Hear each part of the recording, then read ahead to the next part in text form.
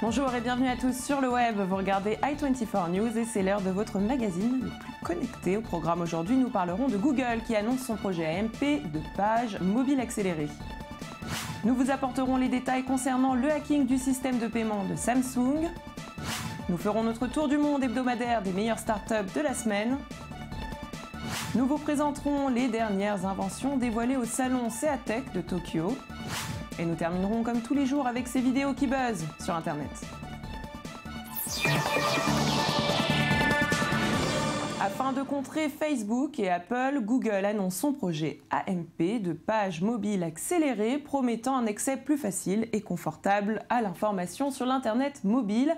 Pour atteindre cet objectif, les éditeurs AMP suivront une spécification technique pour les pages plus rapides et il y aura une option pour servir les articles à partir du cache de Google. Selon le site spécialisé Recode, Google et Twitter seraient en train de collaborer pour travailler sur une initiative visant à concurrencer directement Facebook dans le domaine de l'information. Et on poursuit avec des hackers chinois qui pourraient avoir dérobé la technologie de Samsung Pay. Une information révélée par le New York Times. La start-up américaine LoopPay, qui développe le système de paiement de Samsung, a été victime d'une attaque organisée par un groupe de hackers affiliés apparemment au gouvernement chinois. Une attaque qui aurait eu lieu en mars dernier, soit quelques semaines après son rachat. Appelé Kodozo Group ou Sushik Group, selon les experts en sécurité, ces hackers auraient pénétré le réseau de la jeune société. Aucune donnée touchant à la clientèle n'aurait été dérobée. Il semblerait que les assaillants étaient plutôt intéressés par la technologie de cette société. Et nouveau rebondissement dans le clash qui oppose le fondateur de Mega Upload, Kim Dotcom, et la justice américaine au sujet de son extradition et celle de ses co-accusés vers les États-Unis. Le fondateur du site de téléchargement sera-t-il extradé vers les États-Unis? Eh bien, c'est ce que doit décider ces jours-ci la justice néo-zélandaise. L'audience s'est ouverte lundi 21 septembre à Auckland, où réside l'extravagant homme d'affaires allemand. L'homme risque 20 ans de prison pour fraude, racket et blanchiment. Kim Dotcom se dit confiant. Selon ses avocats, les chefs d'inculpation américains sont disproportionnés et l'affaire devrait relever de la justice civile, ce qui ne peut pas entraîner une extradition. Et après Bouygues Télécom et Orange, Arcos est le troisième français à opter pour LoRa, un réseau Internet pour objets connectés. Sous l'impulsion de son fondateur, Henri Croas, l'entreprise prend le pari du réseau collaboratif. Et pour lancer sa solution baptisée Pico One, il a décidé de commencer par distribuer gratuitement 20 000 de ses prises Gateway à de grands partenaires. Aucun nom n'a été dévoilé, mais sur le web, Henri Croas nous apporte plus de détails quant à son projet. Voici une illustration de l'infrastructure d'un LP1 à la manière des telcos. Ça consiste à installer un peu partout en ville de nouvelles antennes sur les toits, à côté des antennes GSM existantes. Et pour couvrir la France deep indoor, en profondeur dans les bâtiments, on parle d'une dizaine de milliers de nouvelles antennes avec de nouvelles passerelles réseau associées. Et ça, c'est ce que sont en train de faire Sigfox, Bouygues, Orange et bien d'autres telcos dans le monde. Tandis que pour nous, l'infrastructure, elle est constituée de pico-passerelles installées à l'intérieur des bâtiments. Comme ces pico-passerelles sont situées à l'intérieur, elles portent un peu moins loin. Il en faut donc environ 5 fois plus pour une couverture équivalente. Mais comme leur coût est 100 fois moindre, peu importe. Au lieu d'investir des dizaines de millions d'euros pour de nouvelles antennes, on va créer un réseau Pico One grâce à la diffusion virale de ces pico-passerelles à très bas coût partout. Et puis on parle start-up avec Sarah Koskiewicz. Bonjour. Bonjour Virginie. Alors Sarah, comme chaque semaine, vous nous faites découvrir des start-up et puis tout de suite on va se diriger du côté de San Francisco. Absolument. Commençons dans la Silicon Valley avec Looncup, qui est, après un des nombreux nouveaux objets connectés, c'est également, je vous le dis tout de suite, le carton de la semaine sur Kickstarter. C'est une coupe menstruelle connectée. Alors ça paraît un peu bizarre, mais après tout, comme tous les objets qui nous entourent deviennent connectés, pourquoi pas. Looncup propose aux femmes donc de suivre leur flux menstruel tous les mois. C'est une coupe qui qui est connecté à une application, soit sur un téléphone mobile, soit sur l'Apple Watch par exemple, la dernière version. Et donc ça va pouvoir donner plusieurs indications, donc le flux menstruel, donner des petits graphiques sur les menstruations, et également de savoir quand est-ce que la coupe est pleine, sans mauvais jeu de mots, et qu'il faut changer de coupe menstruelle. En tout cas, ça a l'air d'être très très bien développé, et pourtant, alors je vous dis que c'est un carton. Donc c'est destiné aux femmes. Hein. Ah bah oui, c'est-à-dire que pas oui. de version masculine. Non, pas tout de suite. C'est-à-dire que tant qu'on n'a pas trouvé comment s'organiser pour les hommes, visiblement ça sera pour les femmes.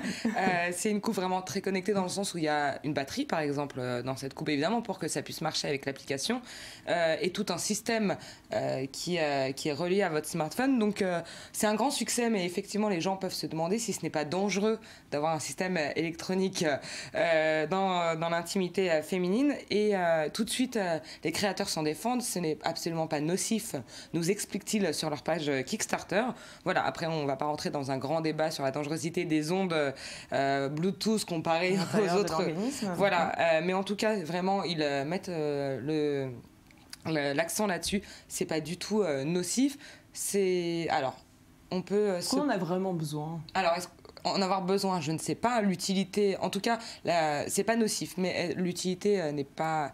Après tout, pourquoi pas, si tout est connecté autour de nous, pourquoi pas ce genre de choses. On va parler de chiffres avant de reparler de l'utilité. Ça coûtera 27 €. Il y a déjà plus d'1 millier de femmes qui l'ont précommandé sur Kickstarter. Ça a été mis en ligne il y a 3 jours. Ils ont demandé 50 000 $, excusez-moi. On est déjà à plus de 52 000 $. Donc, on ne sait pas si ça sert à quelque chose, mais les gens veulent l'avoir. Bon, en tout cas, ça intéresse. Quant à la question de l'utilité, si vous posez la question, je me joins à vous parce que moi, personnellement, je ne vois pas trop l'utilité de ce genre de produit.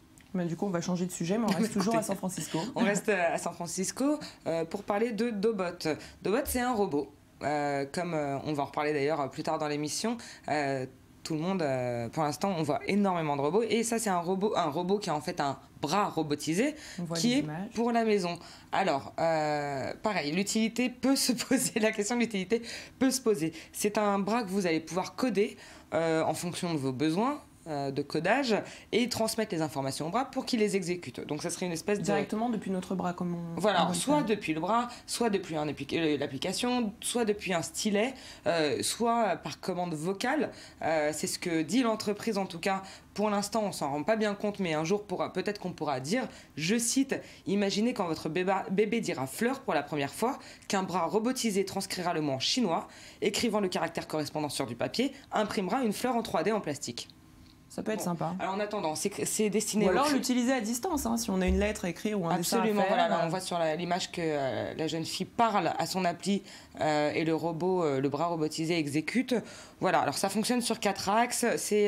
On peut également changer ce qu'on appelle la main. Donc on peut mettre une perceuse, on peut mettre une pince, une visseuse, que sais-je encore.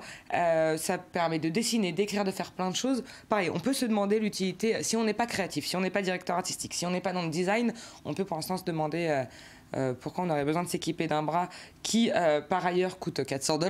Donc, c'est pas non plus un achat irraisonné qu'il faut faire. Voilà, Dobot dit qu'un jour, on pourra même penser et le bras robotisé exécutera puisqu'il sera connecté à votre électroencéphalogramme. En attendant, c'est un carton également sur Kickstarter. Ils sont déjà à plus de 200 000 $ de récoltés pour uniquement 36 000 demandés. Eh bien, bravo. On continue avec une autre start-up, cette fois-ci française. Voilà, Paris avec ses Français dont 80% de la population est touchée par le mal du siècle, le mal de dos. Et Perco essaye de régler ce problème. Je vous propose de découvrir ça en images. Nous le faisons en moyenne 9 heures par jour. En réalité, à cause de notre position lorsque nous nous asseyons, aujourd'hui, 80% de la population mondiale souffre du dos. Et ce chiffre augmente chaque jour un peu plus. Nous avons enfin la solution. Développée par une clinique ostéopathique, Perco propose des secondes peaux révolutionnaires qui renforceront votre dos en stimulant votre posture. Son fonctionnement est simple. Lorsque vous vous tenez droit, la seconde peau Perco n'agit pas. Dès que vous allez commencer à vous avachir, Le maillot de corps Perco agira au contraire directement sur votre dos pour le stimuler en vous invitant à vous redresser. Confortable et hyper respirante, cette seconde peau vous accompagnera où que vous soyez. Sous un t-shirt, un polo ou une chemise, elle est tellement fine qu'elle restera invisible sous vos vêtements. Vous aussi, reprenez le contrôle de votre vie. Perco redonne à votre corps l'habitude de se tenir droit en toutes circonstances. Une bonne posture est la base d'une bonne santé. Se tenir droit, c'est voir la vie différemment, gagner en prestance, en élégance, en motivation. Alors on n'est pas équipé, mais on a eu tout de suite envie de se tenir très droit. Effectivement, donc 80% de la population mondiale, et non pas française, excusez-moi, est touchée par le mal de dos. Perco offre une possibilité d'avoir un vêtement qu'ils appellent une seconde peau respirante, qui est donc très confortable, qui se met sous nos propres vêtements, afin de garder une posture correcte. Comme on le voyait dans la vidéo, si on se tient correctement, il ne se passe rien, on peut continuer notre journée. Si on commence à s'avachir, il y a des tenseurs en fait, qui nous stimulent et nous permettent de nous tenir plus droit et à cet effet d'avoir une posture plus correcte, en tout cas sur plusieurs heures de la journée, au travail ou dehors. C'est un vêtement qui a été créé à l'aide, en partenariat avec une clinique ostéopathique, donc c'est vraiment très contrôlé, c'est pas juste de la technologie. Et voilà, c'est mis en vente, ça sera mis en vente, excusez-moi, pour 129 €. Pour l'instant, leur campagne Kickstarter cartonne pour une start-up française qui arrive quand même de temps en temps. Ils voulaient 30 000 petits euros et ils en sont déjà à 150 000 et il reste énormément de jours pour mettre de l'argent. C'est que ça fonctionne. Eh bien, merci beaucoup Sarah pour toutes ces informations et puis restez avec nous parce qu'on continue comme d'habitude à parler high-tech.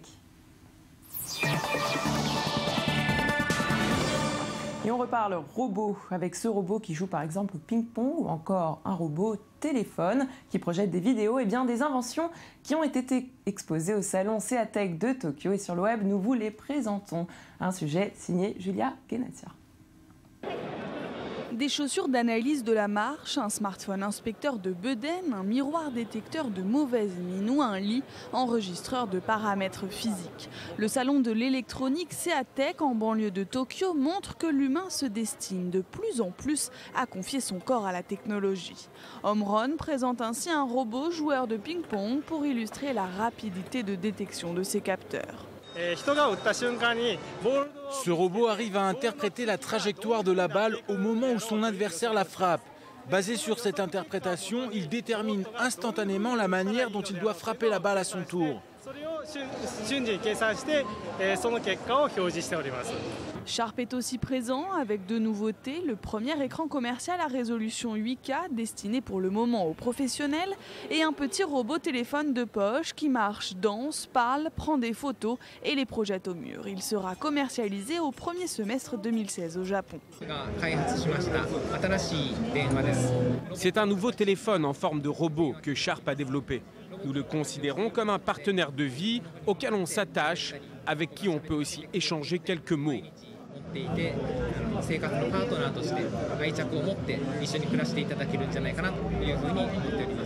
Ce domaine est a priori porteur pour l'industrie électronique japonaise, spécialiste des capteurs, détecteurs, transistors ou circuits intégrés. Le Seatech est même désormais dominé par les fabricants de composants en l'absence des géants des produits finis, Sony, Toshiba ou Hitachi, ou du pionnier de l'univers des mobiles qu'est NTT Docomo. Et on poursuit avec le congrès mondial des systèmes de transport intelligents qui s'est ouvert lundi à Bordeaux. Il nous a présenté les innovations numériques d'un secteur en pleine effervescence. Regardez. Ce sont toutes les technologies du numérique appliquées au monde du transport et de la mobilité. Un des enjeux de ce salon, c'est un salon mondial. On attend à peu près 10 000 visiteurs, 4 000 congressistes du monde entier. Et un des enjeux, c'est de montrer finalement le leadership technologique, en tout cas des entreprises françaises au niveau mondial sur le thème, sur le sujet. Une voiture connectée, c'est une voiture qui va être, comme son nom l'indique, connectée au reste de l'environnement. Elle pourra, par exemple, être informée d'un problème qui pourra advenir sur la route, un accident par exemple, bien avant qu'on arrive sur les lieux pour des problèmes de sécurité.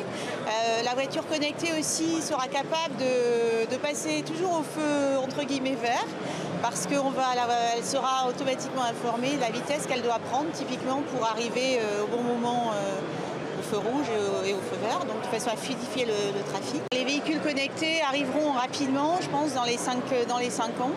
Le domaine un peu plus prospectif, c'est certainement la voiture autonome. Donc c'est la voiture connectée dans un environnement connecté et qui en plus a une autonomie de navigation propre et de circulation propre. Là, on est effectivement sur des horizons à 20 ans. Et sur le web, c'est terminé pour aujourd'hui. Je vous propose de nous retrouver sur notre page facebook.com/surleweb, le Magactu. Et puis on se quitte avec Nicolas Hulot qui a fait appel au service de plusieurs youtubeurs pour lutter avec humour, vous allez le voir, contre le réchauffement climatique. Nicolas a fait appel à nous pour qu'on trouve quelque chose d'original pour sensibiliser Internet. C'est pas pour faire un lip dub. En fait, je pense que ce qui nous manque, c'est quelque chose de visuellement puissant, vous voyez? Un truc badass, quoi. Badass. Ouais, badass. C'est méchant cul. Dans un monde où l'inconscience de l'homme a totalement déséquilibré le climat, où les catastrophes naturelles sont de plus en plus fréquentes, un homme, seul, décide de se lever contre tous pour leur foutre une bonne grosse raclée. Son nom, Nicolas YOLO. Peut-être... m'avez pas dit les ampoules, là. C'est des ampoules basse consommation, au moins, on est sûr de ça? Il faut les secouer. Il faut qu'on trouve une idée qui mobilise un maximum de personnes et qui soit partagée dans le monde entier. Et qui délivre un message clair, quitte à frapper du poing sur la table.